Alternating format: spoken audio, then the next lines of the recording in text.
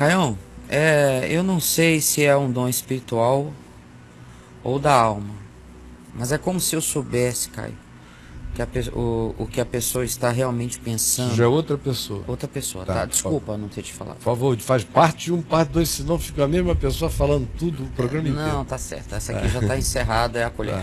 Né?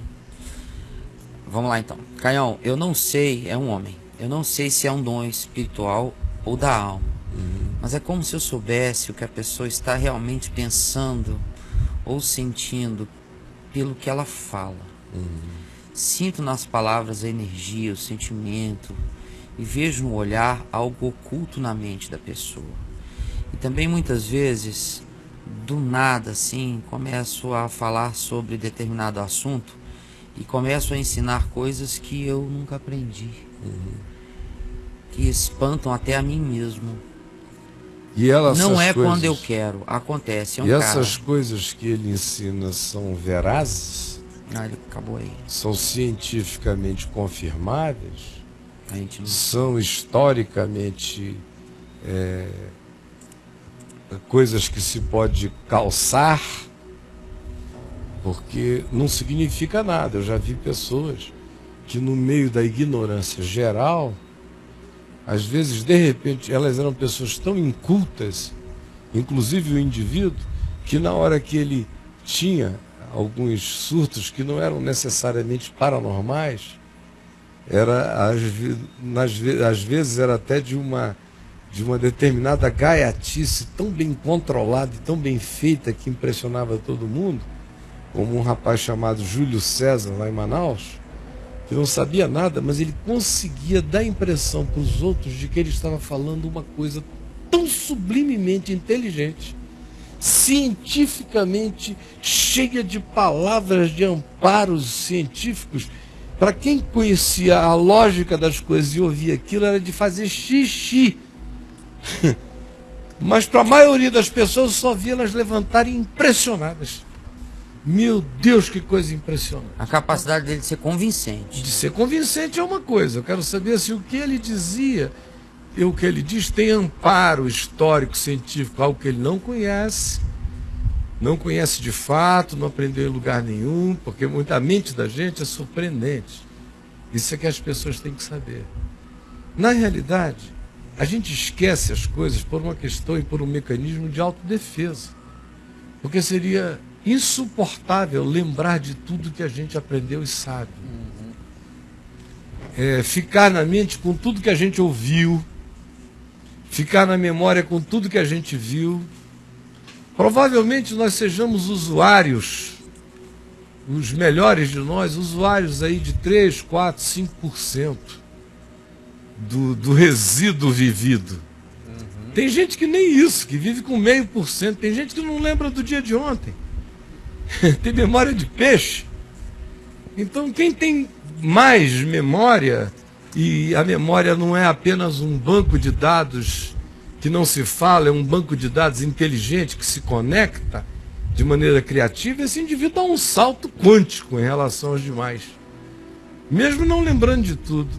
Agora, quando você começa a descobrir que tem a capacidade, às vezes, de dizer o que não sabia, frequentemente, se houver mais cuidado, você irá descobrir, se houvesse uma observação mais cautelosa, de que você de fato sabia, só não sabia que sabia. Ele volta aqui. São coisas que às vezes você ouviu dormindo, você ouviu sem prestar atenção, você ouviu de 1000 maneiras diferentes. Esse é um dado que as pessoas têm que saber. Sim. Estão presentes. Para que tudo não vire uma coisa assim tão assombrosa. A segunda coisa que ele disse foi que me preocupou. A primeira foi que ele disse que ele fica ouvindo e parece que ele sabe o que tem atrás. Isso é muito perigoso, porque a menos que esse olhar que parece enxergar atrás se transforme em factualidades, ou seja, logo depois o indivíduo que foi por ele assim discernido expressou na conduta, no comportamento, exatamente aquilo que por ele foi visto, e por um comportamento que se tornou crônico, comprovado, Se não for assim, isso é a receita para paranoia e para doença mental. Você ficar daqui entrando numa que está sabendo quem é o outro. Aí não aconteceu nada, eu só sei que esse cara não é quem esse cara aparenta ser. Aí eu encontro outro ali, eu começo a conversar, e daqui a pouco eu entro numa, pá, vou olhando, esse cara não é quem ele aparenta ser. Aí eu vou, mas a vida não teve tempo de me mostrar nada disso, e eu vou concluindo desse modo. Eu me torno um ser judicioso, em primeiro lugar. Nossa. Em segundo lugar, eu me torno uma pessoa perigosa para mim mesmo, porque eu corro o risco de desenvolver um culto à minha paranoia. É. A minha paranoia de revelacionismo penetrador na intimidade do outro. Então, ou essas coisas se manifestam, ou entrar numa de ficar o tempo todo fazendo essas leituras é perigoso. Discernimentos meus que eu tenha que não se comprovem, eu me julgo a mim mesmo dizendo de onde veio isso em mim. E aí eu me enxergo. Ao invés de enxergar o outro, eu me discerno. Agora, quando um discernimento se instala em mim e eu começo a examinar meu coração, ver se tem algum elemento preconceituoso escondido, não tem, eu coloco aquilo em oração e fico quieto. Se eu tiver pessoas envolvidas com o indivíduo e que o nível de relação seja perigosa e eu tenha intimidade suficiente para, sem desnudar o outro, só dizer, olha, vai com calma, observa algumas coisas, alguns traços para você não ter algumas surpresas. Pode ser que eu esteja enganado, mas vai com um pouco mais de calma, só com um pouco mais de moderação. Não passo disso no falar, por mais certeza que eu tenha. E em geral, meu amigo, 90 e tantos % das vezes, infelizmente, é verdade. Eu queria que nem fosse. Fico até torcendo contra mim. Sim. Ele acrescentou em 2 momentos que você estava falando com ele, tá? Primeiro foi a questão do que você perguntou que ele ensina, né? E depois aquela questão das impressões, enfim, né? Que ele já tem impressão aqui, impressão ali, que você falou disso. Nesse momento do ensinamento, ele fala assim: ensino no âmbito espiritual coisas que anos depois eu fui aprender na palavra e na palavra da graça. É o que ele diz. É muito subjetivo ainda. Subjetivo. É. Eu queria ouvir o que ele ensina, porque talvez eu ouvindo isso, dissesse para ele, olha, irmão, é bonitinho, mas não é isso. Eu queria ouvir. Tá. É muito subjetivo. Um exemplo, talvez. É muito subjetivo, porque encantar a gente com a palavra da graça, desde que você mantém o nome de Jesus exaltado, é muito fácil. E ainda assim não está dizendo o evangelho. É verdade. Então, não me impressiona. Eu precisaria era ver conteúdos, ouvir conteúdos. E aí?